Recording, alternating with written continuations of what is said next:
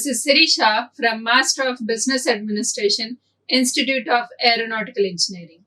So in this session, I'm going to discuss about methods of capital budgeting.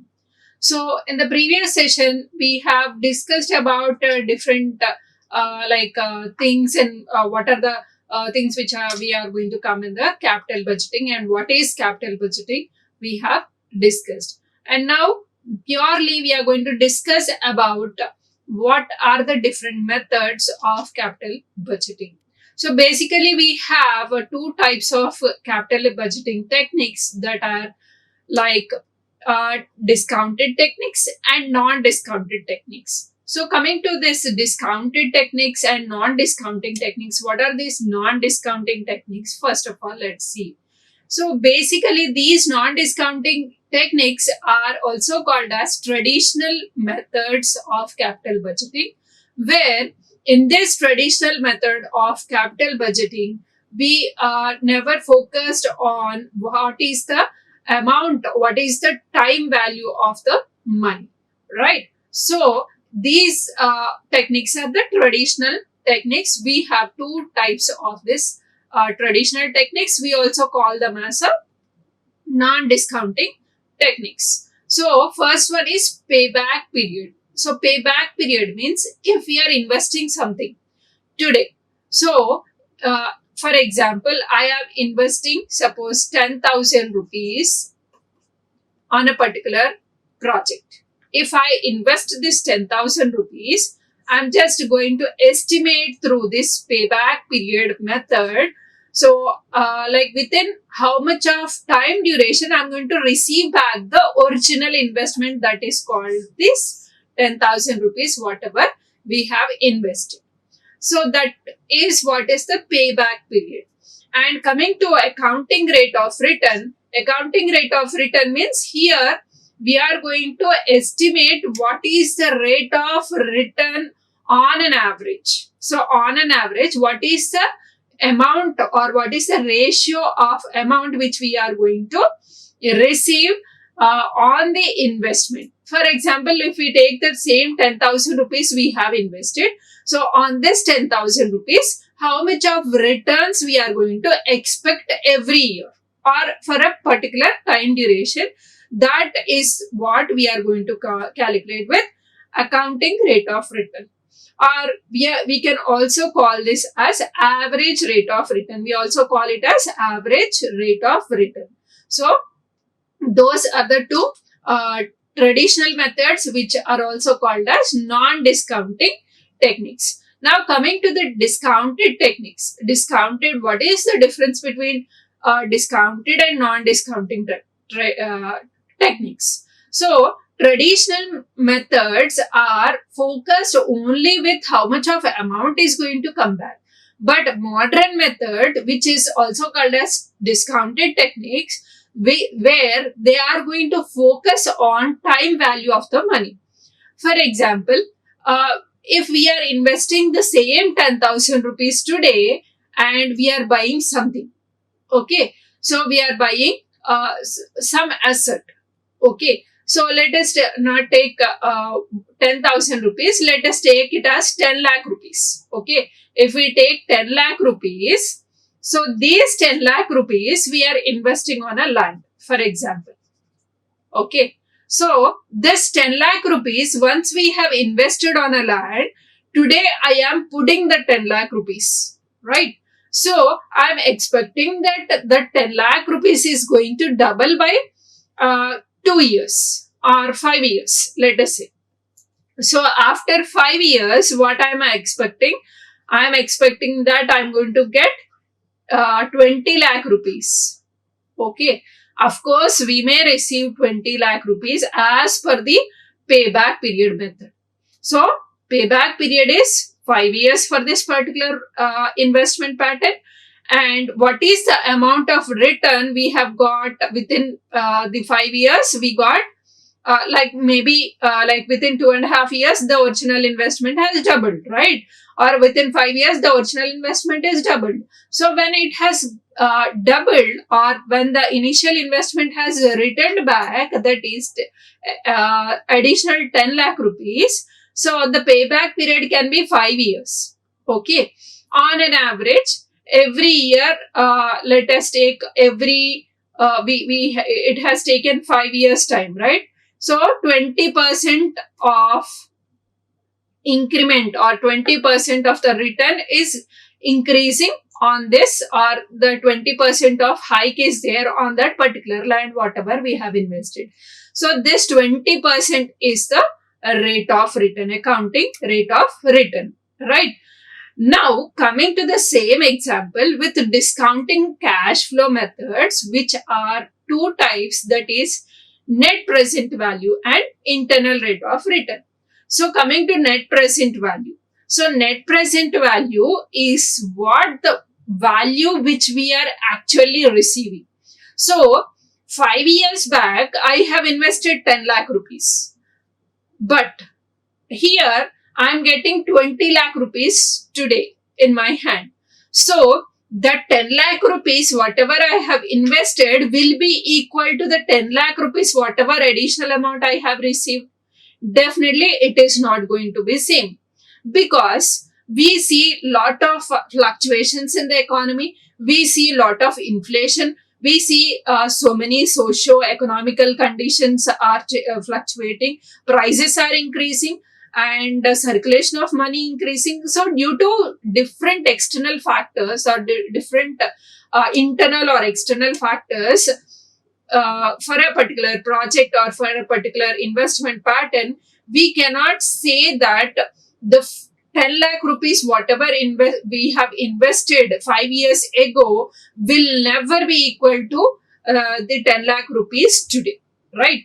For example, you can also like just look back. You ask your grandparents, so for how much they have spent to construct a building. Hardly they might have considered with 5 lakhs. But now, can we construct a building with same kind of structure and all with 5 lakh rupees? That is not possible at all. Only for drilling a bore, we are spending nearly 2 to 3 lakh rupees, right? And what about the construction? Definitely, it takes minimum to minimum 20 lakhs to 30 lakh rupees to go with the basic model of a building or constructing a particular building, right? So here the 5 lakh rupees, whatever our grandparents have used to construct a building, is it equal to the 20 lakhs or 30 lakhs of that building today? Yes, like 5 lakhs where it is and 30 lakhs where it is. So the time value will change according to the time. Okay. So the time is passing on, the value of money, we are seeing it is coming down. That is what we have seen from our childhood, right? So that part here, all the discounted cash flow techniques have focused that part, that is time value of money, in the net present value as well as in internal rate of return, that we call it as IRR. Okay. So coming to this net present value. So net present value means here we are getting some value. So how much is the value? Like for example, total actual cash input is 20 lakhs, and after discounted cash flows, it is let us take 18 lakhs. Okay. So 2 lakhs is the profit we are getting, that as net present value. Okay. 2 lakhs is the value. So is it, when it is positive, definitely net present value is positive. So then we can invest that in that particular project. Okay. And coming to internal rate of return, internal rate of return this is also a discounted cash flow method, where we are going to calculate what is a percentage, what is the rate of return. Okay. What is the rate of return through this discounted cash flows. So this is just our introduction to the techniques of capital budgeting. Now let's understand in a better way by knowing with each and every technique. So now coming to the payback period. So coming to the payback period, what is this payback period? Okay, payback period. So this is the amount of time, which has taken to give back the original investment. Okay, this is the amount of time which is giving back the original investment. Okay, so if I invest 5 lakh rupees today, so in how many days or in how many years I'm going to get back that 5 lakh rupees as a return? That is what we are going to calculate. That is what is the payback period. So this is going to calculate the time period for a project where it will also tell us where is the break-even point, right? So to recover all the initial investments. So initially whatever we have invested, so it will tell us this payback period is very much useful to identify where is the break-even point for the recovery of the initial investments. So now coming to the rule of payback period method. So if the payback period, like basic rule, how we have to reject the project or accept the project using this capital budgeting technique, we have to understand that this is a decision rule. Okay, so how do we decide whether to go with that project or we have to reject the project? See, for example, we have 1 or 2 projects in our hand, or we have only one single project in our hand. So when we are having a project, we have to estimate what is the payback period of that particular project, right? So based on the assumption of the payback period, estimated payback period, we are going to move forward whether we need to invest on that particular project or we have to reject the project. So the decision rule for payback period can be like this, where if the payback period is less than the estimated payback period, then we are going to then the project would be accepted, or else if the project will be rejected. If the actual payback period is less than the predetermined payback period, then we are going to accept the project, or otherwise we are going to reject the project. This is the decision rule for the payback period. And now let's see what are the advantages of the payback period. So advantage is, it is really very simple to understand and simple to calculate and simple to apply in any of the projects, because that does not require most of the calculation. There is no much calculation part in this. We can easily understand this particular concept very simply, right? So that is the basic advantage. So it is like we don't require some expertise people to visit and give their assumptions or give their estimations regarding the project, right? So we ourselves can decide by just checking or estimating the payback period, and so it is obviously a cost effective technique, and it is going to measure what is the relationship between the annual cash inflows from the proposal. Okay, so it is going to measure what is the relationship between the annual cash flows from the investment, from the investment whatever we require. And coming to the disadvantages of the payback period, actually this payback period completely ignores the time value of the money. Okay, and it is going to totally ignore what is the inflow. For example, I'll just go with the next slide so that you understand in a better way. Like here, we are going to, our payback period is entirely ignoring the cash inflows. See, if the payback period is 5 years, okay, but we are not going forward with the 6th year inflow and 7th year inflow. Might be the returns in 6th year, the returns in the 6th year are very literally so high, and in the 7th year also the payback period is really so high. Then if the payback period is 5 years, we are going to estimate based on this only, right? So we are ignoring what are the total cash flows of that particular project. So that is the one biggest disadvantage. And this also ignores the salvage value.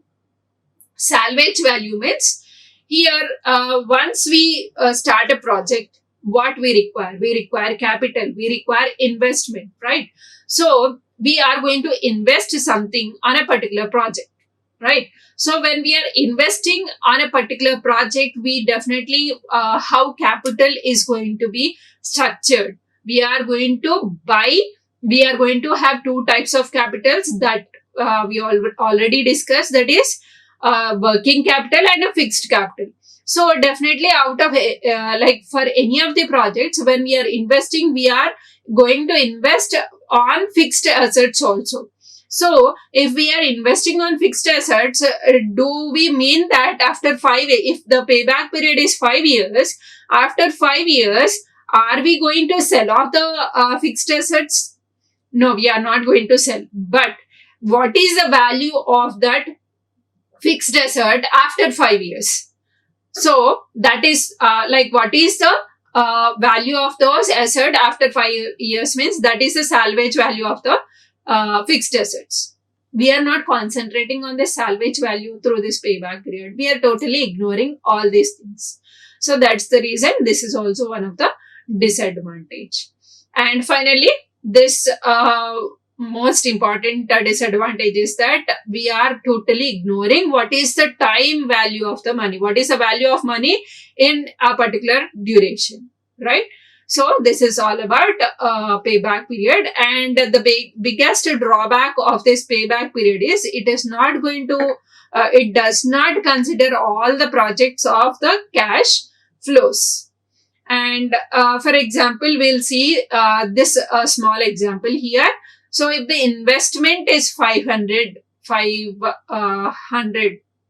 okay, if the investment is 500, so what is the return we are going to get here? So in the first year, the returns are 150. Second year returns are 150. Third year returns are 150. Fourth year 50. Fifth year 150. Sixth year 400. Seventh year 100. Okay. And 8th year, if it is 0, 0. Okay, that's fine. Okay, these are the returns we are going to get back. Okay. Now, let's see, within how many years we are going to get back the original investment, whatever we have invested. That is 500, right? So, 150 plus 150, that is 300 plus 150, that is 450 plus 50, that is 4, right? So this is 500. Here we get 500. So we are going to get back the original investment within 4 years. Within 4 years, we are going to get back the original investment. But you can see this a tremendous or a great returns at the 6th year.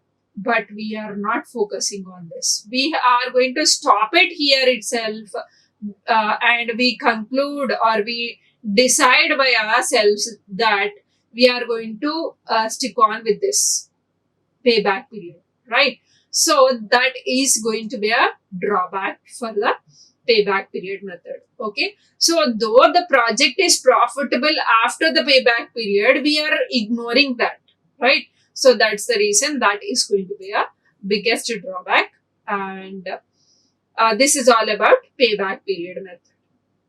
And now we move on with the next method, that is accounting rate of return. So accounting rate of return or average rate of return. So average rate of return or accounting rate of return is a ratio between the accounting profit and the average investment. Average profit by average investment is the accounting rate of return. Okay. And in this project, we are only going to the rule of or the decision rule of this ARR is the more the ARR, the more the acceptability will be there. Okay, so when we have like a few projects, so if the one project is getting 5,000 as 10% as the rate of return, and the other the project is 12%, so obviously we move on with the 12% ARR. The more the projects, the more the return, or the more the average rate of return, that will be considered for the final decision. So in case of mutually exclusive projects, like we are going to accept one of them with the highest average rate of return.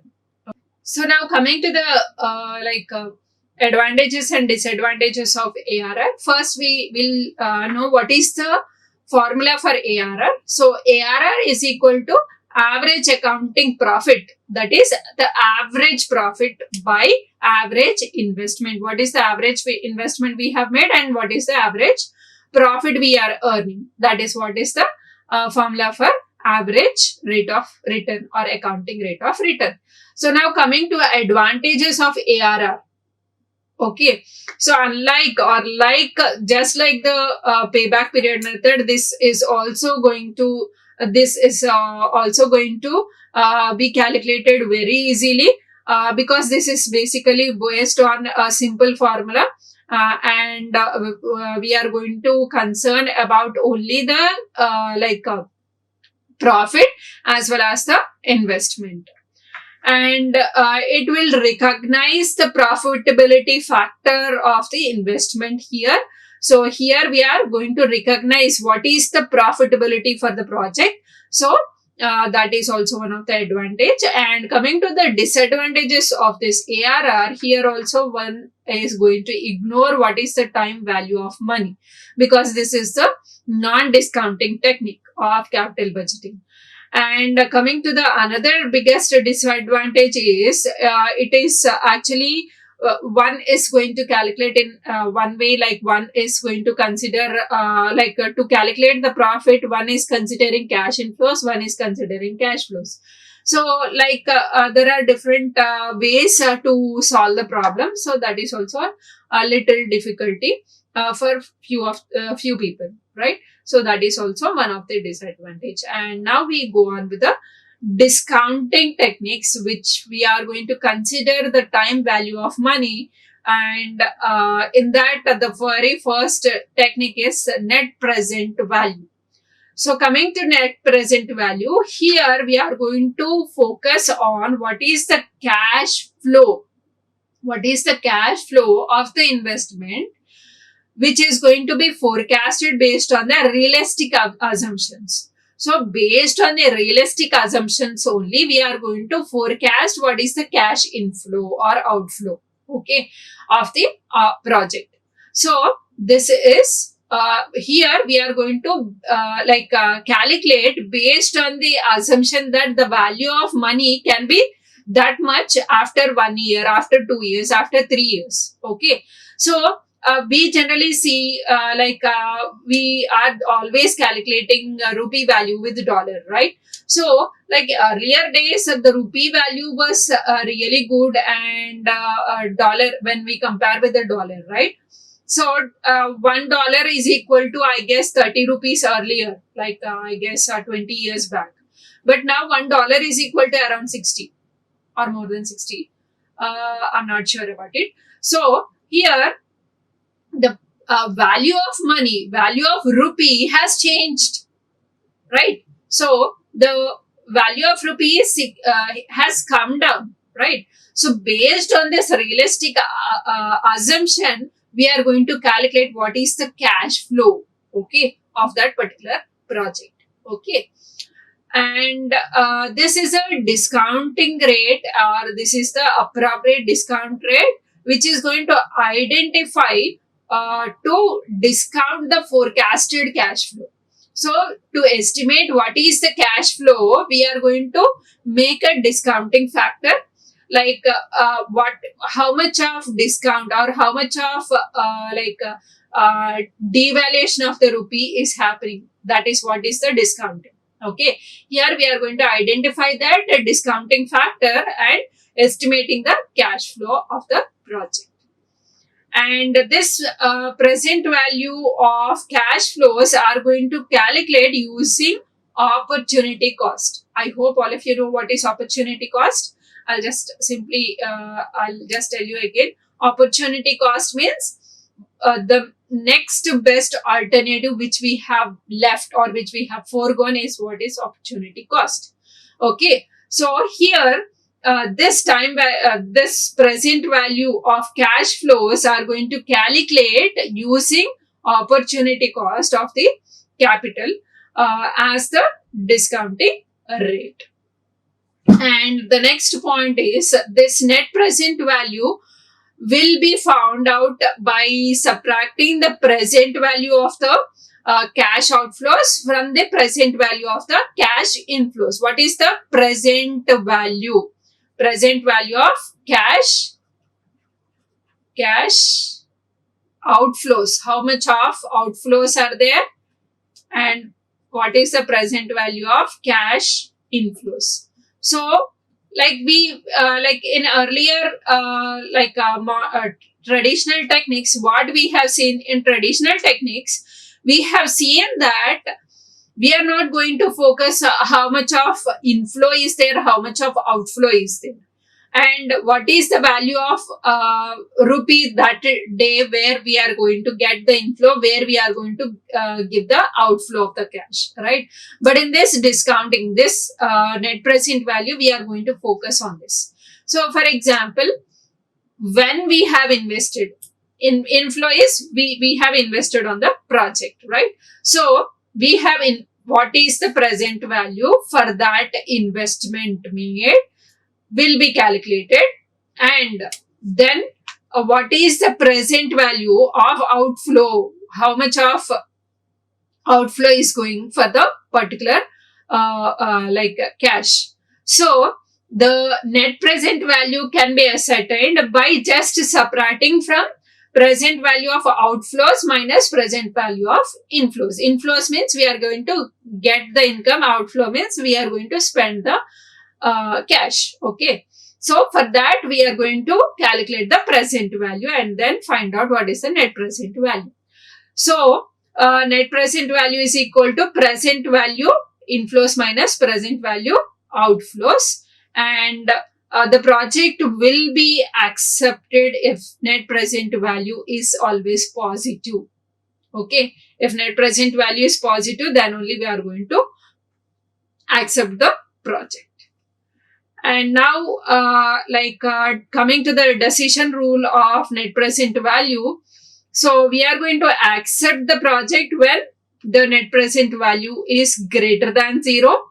And if net present value is negative, then we are going to reject the project. And sometimes net present value is equal to 0. Then also we may accept the project, because sometimes there are few conditions that we should not lose that particular project, because it adds some credibility to our organization, or it gives some immense pleasure, or it gives some brand part for that particular project. So in that conditions, if even net present value is 0, then also we can just consider to be accepted, not to be rejected, this particular project. So that is all about net present value. Now let's see what is the formula for net present value. So net present value is equal to FV, that is the future value, by 1 plus R whole power n minus I. So now net NPV means net present value, FV means future value, and R is the rate of return. How much of rate of return we are going to expect out of that particular project, that is the rate of return. And N is the number of time periods. Number of time periods means, are we going to do this particular project for 5 years, 6 years, 7 years, so those many years. And I is the initial investment, how much of the investment we have made, that is the initial investment. So this is all about net present value. Now we move on with the internal rate of return, we are going to go with the merits and demerits of the net present value. So the basic merits of the net present value is it is going to consider time value of the money for the projects, and the timings and the amounts of cash flows are noted here. So each time, today we have spent 10,000, so tomorrow the value of rupee may increase or decrease, right? So what is the present value for the rupee we have spent yesterday, or for the rupee we have gained yesterday? So that is going to be calculated today. Okay, so that is how the timings and the amount cash flows are going to be noted, and this is going to consider the profitability, and it is the right measure for the true profit. Okay, to calculate the true profit, so that a shareholder is going to know the exact value of the profit. Okay, these are the benefits or merits of the net present value. And coming to the demerits of the net present value, it is little difficult to calculate a net present value, and it always involves some estimated cash flow, and sometimes it may also go wrong. That's the reason, like sometimes we estimate this is the cash flow, but sometimes it is not matching with the assumption whatever we have made. And this is the discounting rate, which is difficult to determine. So these are the demerits of it. And now we go on with the internal rate of return. So now coming to internal rate of return, this can be in short we call it as IRR. So IRR is applied for very simple projects, very simplest projects. One can apply this internal rate of return. Okay, and this is a discounting technique, and which is going to find out what is the investment, and like it is a discounting rate at which the present value of the investment becomes zero. When the present value of the investment becomes zero, it is going to calculate. And this IRR is the discounting factor, where like it is going to equate the present value of the future cash flows of an investment within with the net initial investment. Okay, so IRR is the discount rate which is going to estimate, or which is going to equate the present value of the future cash flows. So we are going to estimate what is the present value for the future cash flows of an investment with the initial cash, or with the initial investment. Okay, so it is like this IRR can be applied for a standalone projects. And coming to the decision rule of IRR, here, if the IRR is greater than the cost of capital, what is the cost of capital? Cost of capital means we can just calculate, like it is the amount of interest on the capital, for example. Okay, so if the if the IRR is greater than the cost of capital, then we have to accept the project. Or if the IRR is less than the cost of capital, then we have to reject the project. So this is the decision rule, and this is simple, and this has to be applied in a simplest projects and a standalone projects. But of course we can say, like just like net present value, sometimes some estimates go wrong, and final conclusions may go wrong. So that is the disadvantage. And but also this is going to estimate the cash flow for the future cash flows. We are going to estimate the present value now itself, so that is going to give a correct profitability amount before we jump into that particular project. So that is going to be the benefit, or that is going to be the advantage of this IRR.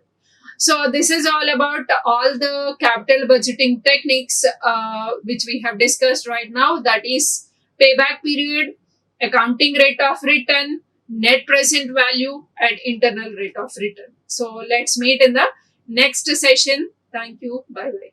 Like, share, and subscribe. Hit the bell icon for more updates.